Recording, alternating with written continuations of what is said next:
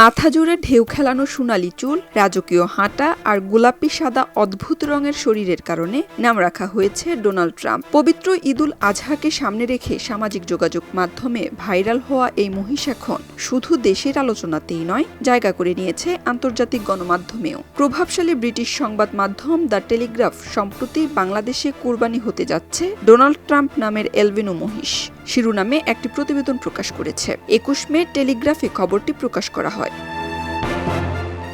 টেলিগ্রাফে প্রকাশিত খবরের শিরোনাম হল Bangladesh to sacrifice Donald Trump the albino bull. সেখানে বলা হয়েছে প্রায় ১৫৫০ পাউন্ড বা প্রায় ৬৮০ থেকে ৭০০ কেজি ওজনের এই এলবিনো মহিষটিকে দেখতে প্রতিদিনই ভিড় করছেন অসংখ্য মানুষ।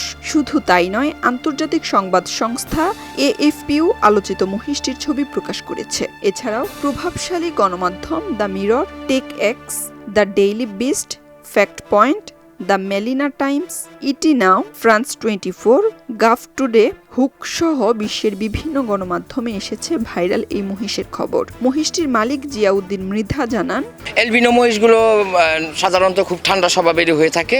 ওদেরকে উত্তপ্ত না করলে ওরা আসলে অ্যাংরি হয় না অতটা। কোরবানির ঈদকে ঘিরে প্রতি বছরই পশুর অভিনব নামকরণ নিয়ে মানুষের আগ্রহ থাকে। কখনো সিনেমা তারকা, কখনো ফুটবল খেলোয়াড়, আবার কখনো বিশ্ব নেতাদের নামে রাখা হয় গরু ছাগলের নাম। তবে এবার নারায়ণগঞ্জের এই গোলাপি এলবিনো মহিষ ডোনাল্ড ট্রাম্প যেন সেই সবকিছুকেই ছাড়িয়ে গেছে।